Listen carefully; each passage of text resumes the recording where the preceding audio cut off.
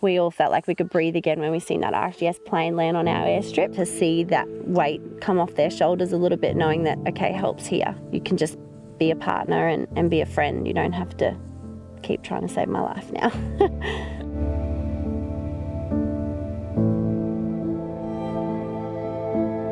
We live at Mount Doreen. We are the station managers here at Mount Doreen. Mount Doreen's approximately 400 k's from Alice Springs on the Tanami Road, so it's 1.8 million acres. About as remote as you can sort of get, I suppose. We run approximately 22,000 head of Hereford Cross cattle. We live here with our other son, Dawson, and we also have a crew here of around about 10. It changes from day to day, trucking cattle in, trucking cattle out, branding, processing, mustering, yeah, just all of the above, looking after infrastructure and water points and just general welfare and well-being of cattle mainly. So I had Poppy on the 7th of May. I think she was probably about 8 days old when we came home. So we'd been home for about a day and a half. I woke up in the middle of the night to feed Poppy, and as I sat up in bed, I felt a lot of liquid, but I realised pretty quickly that it was blood. So I woke Sam up.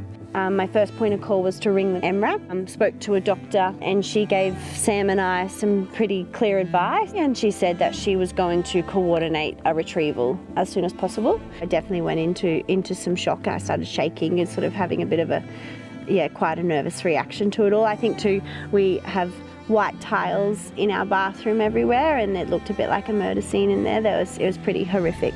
But in that moment, laying on the bathroom floor, I'd never felt more isolated in my life. Yeah, there's sort of a lot of blood and a lot of uncertainty, I suppose, with it all. So it sort of worked out pretty quickly. I wasn't going to be able to deal with it by myself, you know. One, dealing with it a little bit. Two, knowing that airstrip had to get sorted out so RFDS could land safely, you know. We just had paper towel rolls and toilet rolls, and we just soaked them in diesel. And once we knew that RFDS plane wasn't too far out, Tim just went along and placed the toilet rolls and the paper towel in increments that the RFDS procedure said, and he just went through and lit them up. Created a pretty good airstrip, and what the pilot said, they sort of said they could see it from 20 mile out. So yeah, RFDS came, all of us, Tim and Terry included, we all felt like we could breathe again when we seen that RFDS plane land on our airstrip. To see that weight come off their shoulders a little bit, knowing that, okay, help's here. You can just be a partner and be a friend. You don't have to keep trying to save my life now. They were able to determine I had a really, really rare case, and it was likely just that I had really low estrogen and my uterine wall kept collapsing.